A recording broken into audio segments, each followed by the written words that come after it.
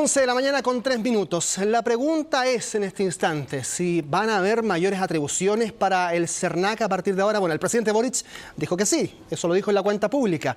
Hay sectores del comercio que se oponen. Vamos a analizar este nuevo rol del CERNAC. Estamos con el ministro de Economía, Nicolás Grau. Ministro, muchas gracias por acompañarnos en Chilevisión Noticias. Hola Carlos, muchas gracias para hablar de este tema tan importante para la ciudadanía. Cuando uno ve los reclamos que llegan al CERNAC, estamos hablando de entre 600.000 y 900.000 reclamos al año. Es decir, hay una gran demanda que en cierto sentido está insatisfecha por razones que podemos conversar más adelante de la ciudadanía respecto a sus derechos como consumidor. Ya, ahora me va a perdonar que parta con escepticismo esta entrevista, esta conversación, pero la verdad es que mayores atribuciones al CERNAC es un casi eslogan que hemos escuchado hace por lo menos 15, 20 años, cambios de gobierno, de derecha, de izquierda, en todos los sectores. Hay que darle más herramientas, más armas al CERNAC para poder cumplir con su rol, y la verdad es que no hemos visto nada hasta ahora. ¿Por qué debe ser distinto ahora? A ver, a mí me gustaría ser ponderado en esto. No es que en los últimos 10 años no se ha avanzado nada. Por ejemplo, el CERNAC tiene ahora atribuciones para efectos de hacer una demanda colectiva. Eso significa, solo para ilustrarlo con un ejemplo, si hay un recital, si mucha gente se ve afectada en ese recital porque, por ejemplo, la calidad del audio estuvo muy lejos de lo que se podría esperar, el CERNAC puede juntar a todas esas personas y hacer primero tratar de buscar una salida voluntaria colectiva con la empresa para que exista una recompensa por ese mal servicio. Y en caso que eso no ocurra, puede hacer una demanda colectiva. ¿Significa eso que están todos los temas resueltos? No. ¿Qué es lo que no está resuelto principalmente? Y que debiese abordar lo anunciado por el presidente. Y que efectivamente es lo que aborda la propuesta, el proyecto de ley que vamos a llevar como gobierno, es lo siguiente. Cuando las personas que nos están viendo hacen un reclamo al CERNAC, un reclamo individual por un caso específico, lo que hace el CERNAC es que va con ese reclamo, lo conversa con la empresa contra la cual se está haciendo este reclamo y le propone, le invita a encontrar una solución. Pero si esa empresa se niega a hacer aquello, lo que por supuesto sucede en una cantidad importante de los casos, la persona, al CERNAC, lo único que le queda es decirle a la persona, usted tiene que ir a un juzgado a hacer la demanda. Claro. Y eso por supuesto que las personas no lo hacen, o en la gran mayoría de los casos no lo hacen, por dos razones muy simples. Primero, porque cuesta recursos y porque cuesta tiempo. Cosa que tienen ampliamente las empresas en este caso, por lo tanto hay una situación de desventaja. Hay una situación asimétrica de desventaja que se tiene que reparar. Entonces, ¿cuál es un aspecto central del proyecto de ley que vamos a llevar como gobierno? Es que le vamos a dar al CERNAC la capacidad de sancionar, que va a ser fundamental para estos casos individuales. Entonces, en ese caso, el CERNAC, a través de un procedimiento administrativo, va a poder llevar a cabo una sanción a esa empresa. No es que en el proyecto de ley estamos cambiando ni las sanciones, ni los aspectos, ni las sanciones, ni las conductas a sancionar. Eso se mantiene. Lo que se cambia acá es que se le da las facultades al CERNAC para que pueda hacer esa práctica sancionatoria. Ministro, ¿en todos los casos se va a poder llegar a esa conducta o esa sanción eventualmente por parte del CERNAC? En la mayoría de los casos. Hay algunos casos bien específicos que van a seguir quedando en los juzgados, pero en la gran mayoría de los casos, los cientos de miles, sí va a ser de esa manera. Por ejemplo, personas que acusan cobros extrajudiciales excesivos o incluso, más coloquial, las llamadas hostigantes por parte de las empresas. En ese caso, por ejemplo, ¿podría una persona ir al CERNAC y eventualmente eso terminar en una sanción para esa empresa? Es una muy buena pregunta, Carlos, porque en el ejemplo que tú estás poniendo hay que distinguir prácticas de las empresas que sean contrarias a la ley, en cuyo caso el CERNAC va a poder, si este proyecto de ley se aprueba, sancionar, y algunas cosas que actualmente permite la ley, pero que no está bien que la ley los permita, por lo tanto hay que cambiar la ley. Y esa es la segunda parte del proyecto que nosotros estamos llevando. Por ejemplo, lo que tú hablas de cobranzas extrajudiciales. Efectivamente, las cobranzas extrajudiciales, cuando alguna persona no paga una deuda, existe, y hay una demanda, ¿no es cierto?, existe la posibilidad de que la empresa le cobre a la persona montos que no tienen ninguna relación con el costo real que incurrió esa empresa por llevar a cabo ese proceso. Claro, es desproporcionado. Y es desproporcionado. El problema es que eso está en la ley. En la ley hay una desproporción. Entonces lo que hay que hacer en ese caso es cambiar la ley. Por eso que en la segunda parte de nuestra agenda legislativa para fortalecer los derechos de las y los consumidores, lo que estamos planteando es cambiar un conjunto de situaciones que están permitidas por la ley y que a nuestro juicio no corresponde que así sea. Uno es el ejemplo que tú das de las cobranzas extrajudiciales. Otro ejemplo, las personas, cualquiera de nosotros, contrata un servicio por teléfono, todo súper simple para la contratación. Uno después se quiere salir de servicio y no es tan simple. Lo que vamos a promover es que uno se pueda salir exactamente de la misma forma que entró al contrato. Si fue por un llamado a través de un teléfono celular, tiene que ser de la misma manera la posibilidad de salir del contrato. Otro ejemplo bien concreto. A veces tú compras un servicio en una tienda, el servicio de venta funciona muy bien, se te atiende a tiempo, en fin. Después tú quieres hacer un reclamo y lo que llamamos, ¿no es cierto?, el servicio de postventa es, por ejemplo, en otro lugar. Entonces uno va a reclamar, esto no ha pasado cientos de veces, uno lo escucha muchas veces cuando va a comprar algo. Te dicen, no, mire, aquí vendemos, pero aquí no se puede hacer el reclamo. Usted el reclamo tiene que ir a otro lugar. ¿Ya? O tiene que hacerlo por teléfono, en condiciones que son muy desventajosas y que hacen finalmente que ese reclamo no llegue a buen puerto. Entonces, tiene que haber una buena relación entre el servicio de venta y el servicio de postventa. Entonces, te doy 3 ejemplos bien concretos de aspectos que en el día a día afectan la experiencia que tienen las y los consumidores en nuestro país y que vamos a resolver en este proyecto de ley en conjunto con este cambio más institucional del SERNAC que le permita efectivamente tener esta capacidad y la posibilidad de sancionar. Ya, ahora una de las falencias que eventualmente se han detectado en la labor que hace el SERNAC habitualmente también tiene que ver con la capacidad de fiscalización de este tipo de conductas y no necesariamente tiene que ver con el llegar a la sanción, sino que efectivamente fiscalizar, controlar el comportamiento antes de que una persona o que el SERNAC le diga a una persona, bueno, tiene que ir al juzgado, qué sé yo, hoy. ¿Esa capacidad de fiscalización está contemplada y de qué forma, por ejemplo, con mirada a futuro y a las ideas que planteaba el presidente? Bueno, por supuesto, la fiscalización del SERNAC es uno de sus ámbitos centrales.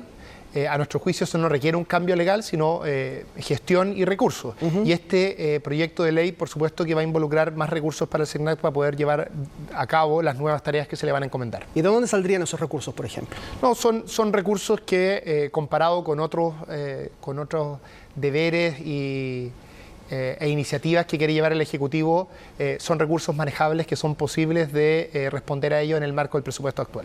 Bien, ahora, hay un punto importante que se ha estado analizando en los últimos días y tiene que ver con que buena parte de esta facultad sancionatoria del SERNAC también estaba contemplado en una reforma que se hizo en 2015, que lo propuso la entonces presidenta Michelle Bachelet, y que fue al Tribunal Constitucional y allí resultó detenida esta iniciativa. El corazón de esa facultad sancionatoria quedó allí, detenida por el Tribunal Constitucional. ¿Cómo van a saltar esa barrera eventualmente ahora? Bueno, lo que nosotros hemos hecho de forma muy seria es leer con atención el fallo del Tribunal Constitucional de ese momento, hacernos cargo de los reparos que allí se hicieron y generar la capacidad de que el SERNAC tenga facultades sancionatorias sin que por ello se llegue a una situación como las que les preocupaba en ese momento al Tribunal Constitucional. Y eso lo hicimos con el apoyo de expertas y expertos, abogados de la plaza, ¿no es cierto?, que nos han ayudado a hacer un diseño que tengamos la certeza que no va a tener los problemas constitucionales que tuvo el diseño anterior. Bien, ha hablado el presidente de la Cámara Nacional de Comercio, José Pacomio, y él ha dicho, bueno, en realidad no estamos de acuerdo con estas facultades sancionatorias de ponerle dientes. Dice el señor Pacomio que ya el SERNAC cuenta con suficientes herramientas, que el SERNAC sea juez y parte eventualmente a futuro, no lo ven con buenos ojos. ¿Cómo usted podría responderle también a un sector que es importante dentro de esta discusión, que es el comercio? Bueno, lo primero que yo le diría al comercio es que acá es importante ver los datos. Y en los datos vemos que efectivamente hay cientos de miles de reclamos que no pueden llegar a buen puerto porque el SERNAC no tiene las facultades para que eso termine bien. Y como tú mismo lo decías al principio, ¿no?, es poco razonable pedirle a las personas que están viendo esta entrevista que cuando la empresa no está de acuerdo con revertir una mala práctica, algo que esté contrario a lo que dice la ley.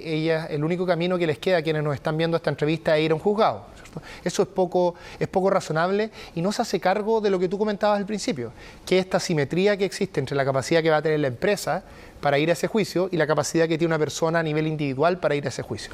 Ahora, yo haría una invitación al comercio que esto no lo vea como una amenaza. El hecho de que existan cientos de miles de personas insatisfechas es un problema para esas personas, pero también es un problema para el comercio.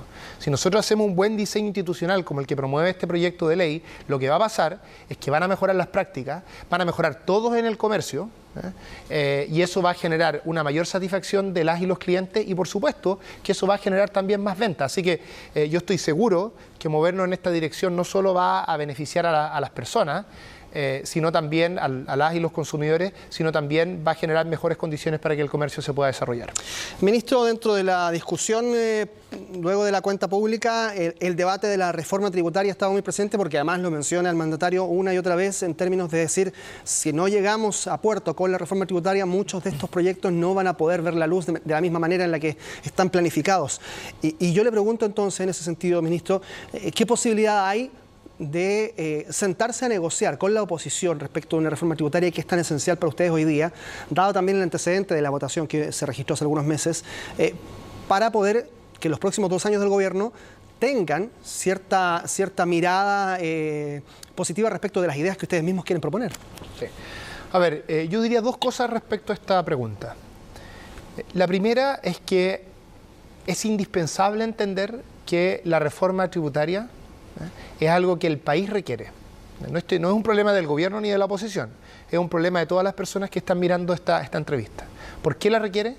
Porque hay un conjunto de demandas de la ciudadanía que son muy sentidas por la ciudadanía y que la verdad es que son urgentes, que requieren más recursos. El caso más paradigmático de esto, el más simple de explicar, es el aumento de la pensión garantizada universal.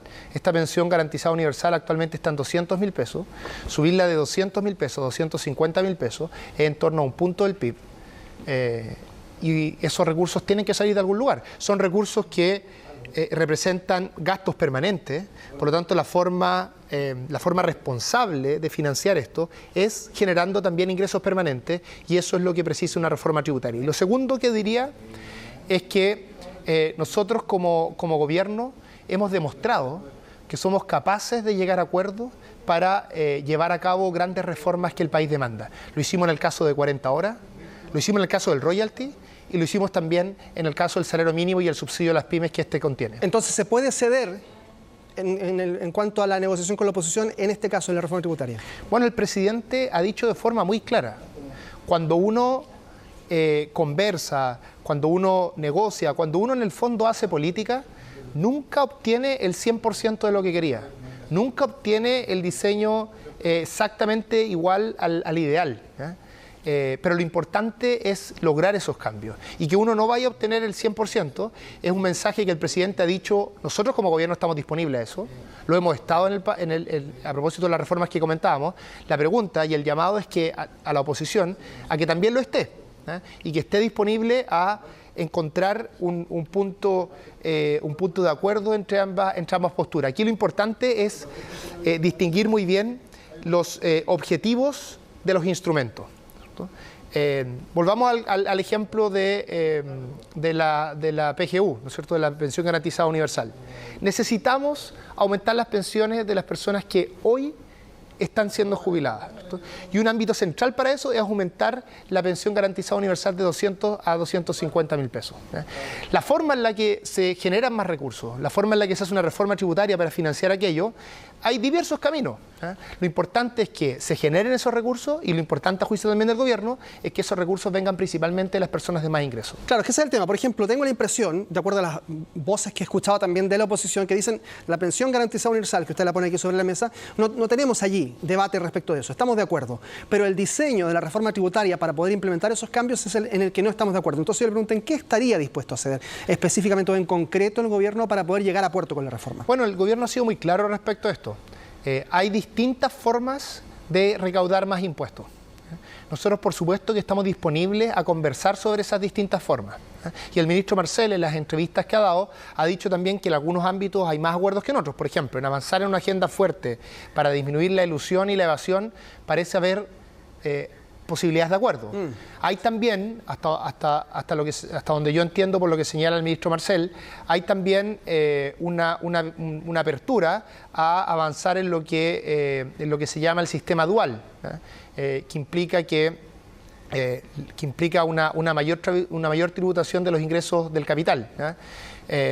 Y eso también, al parecer, hay apertura. Entonces, lo que hay que hacer acá es ir encontrando cuáles son los instrumentos, los mecanismos en los cuales podríamos llegar a un acuerdo que nos permiten generar más recursos para efectos de financiar ese aumento de 200 a 250 mil pesos en la pensión garantizada universal y que a su vez, algo que es muy importante para el gobierno y yo estoy seguro que es importante para todos quienes nos están viendo, también implica que las personas de más alto ingreso paguen más impuestos.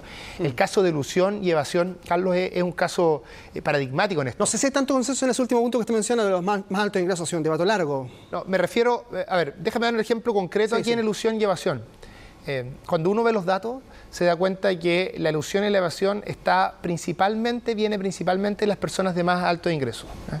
¿Qué significa la elusión y la evasión en términos generales? Significa que la ley estipulaba que uno tenía que pagar un cierto nivel de impuestos y uno encuentra ya sea una estrategia al margen de la ley o una estrategia que vulnera los principios de la ley para no pagar lo que se buscaba. Yo estoy seguro que todas las personas que nos están mirando en esta entrevista no les parece justo, no les parece razonable que las personas de más altos ingresos encuentren una forma de no pagar los impuestos que deben pagar. El presidente en la parte final de su discurso hablaba de qué significa amar al país, qué significa ser patriota. Claro. Y por supuesto que uno de los elementos centrales de ser patriota, de amar a nuestro país, es cumplir con nuestros deberes. Y pagar los impuestos, sobre todo las personas de más altos ingresos, es uno de nuestros deberes fundamentales y por lo tanto, hacernos cargo de esa realidad, de que las personas de más alto ingreso no están pagando los impuestos que deben pagar, es un elemento central de la reforma tributaria. Ya, mientras llega eso, mientras llega los cambios en la PGU, en la pensión garantizada universal, hay algunas ayudas, por ejemplo el bono invierno que se anunció y la pregunta para muchas personas es de cuánto va a ser automático, quiénes lo van a recibir finalmente, si nos puede ayudar con eso. El bono invierno, lo que se espera, los anuncios concretos de estos van a ser dados por las autoridades pertinentes, claro, que son por un lado el ministro de Hacienda y también el ministro de Desarrollo Social y Familia, el ministro Jackson. Lo primero a entender acá es que el universo va a ser similar al universo del bono invierno pasado. Y aquí estamos hablando de en torno a 3 millones de personas, un poco más de 1,5 millones de familias. Y lo segundo es que los mecanismos mediante los cuales se va a dar este bono son los mismos que antes, es decir, operan de forma automática. Perfecto. Queremos agradecerle, ministro Nicolás Grau, su presencia en esta mañana para conversar especialmente sobre el CERNAC también. Y claramente entonces hay allí algunos temas.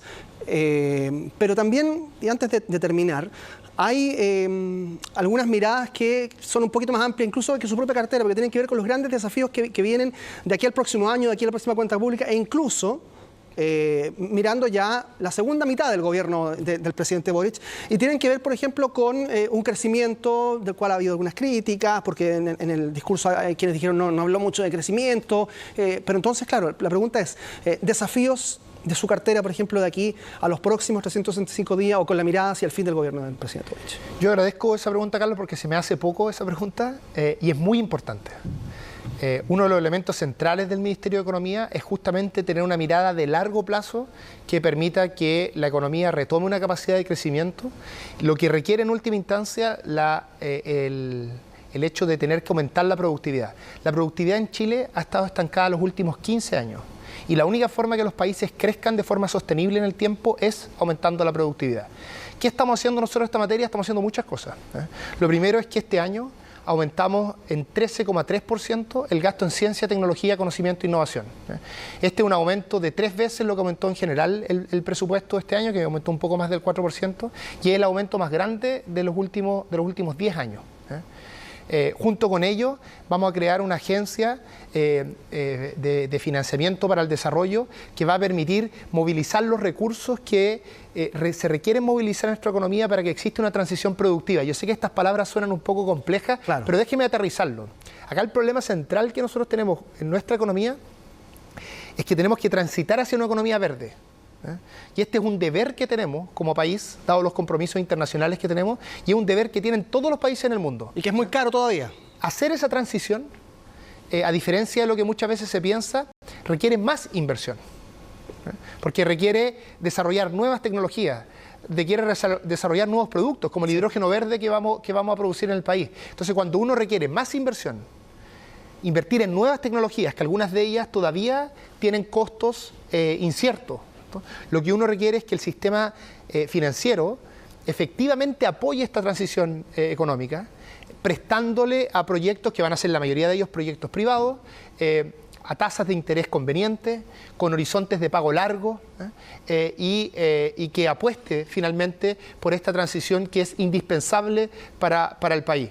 Y también vamos a hacer cambios en nuestra institucionalidad para favorecer aquello. Un anuncio bien concreto que dio el presidente en esta materia es justamente lo que anunció en términos de las licitaciones que se van a hacer para desarrollar las tecnologías de almacenamiento, que es una materia que va a liderar el ministro Pardo, el ministro de Energía. Esto es fundamental porque nosotros tenemos buena luz en el norte, sí, para generar energía, pero el problema es que la luz, por supuesto, es una energía que es una fuente energética durante el día. Claro. Y durante el día generamos mucha energía y no tenemos todavía suficientes líneas de transmisión, que son las carreteras por donde corre esta energía. Sí. Y entonces lo que pasa es que perdemos parte de esa energía. Entonces, para sacarle el mayor provecho, lo que necesitamos es invertir en tecnologías de almacenamiento. Perfecto. Que nos permitan guardar esa energía durante el día y ocuparlo en la noche cuando las carreteras, estas líneas de transmisión están libres. Entonces, estos desafíos estructurales de nuestra economía, de abordar la crisis climática, de aumentar la productividad, de generar también mejores salarios de forma sostenible, son el corazón de las cosas que nosotros hacemos en el día a día como Ministerio de Economía y que estamos realmente haciendo un esfuerzo importante como país para movernos en esa dirección. Ministro Nicolás Grau, muchas gracias por aceptar la invitación a conversar con Chilevisión. Muchas gracias y quiero mandar un saludo porque por estar en esta entrevista no pude estar en el aniversario de un año más del Partido Comunista, que es parte muy importante de nuestro gobierno, así que les mando un gran abrazo a este partido que es importante para el país y por supuesto tan importante para el gobierno. Que esté muy bien.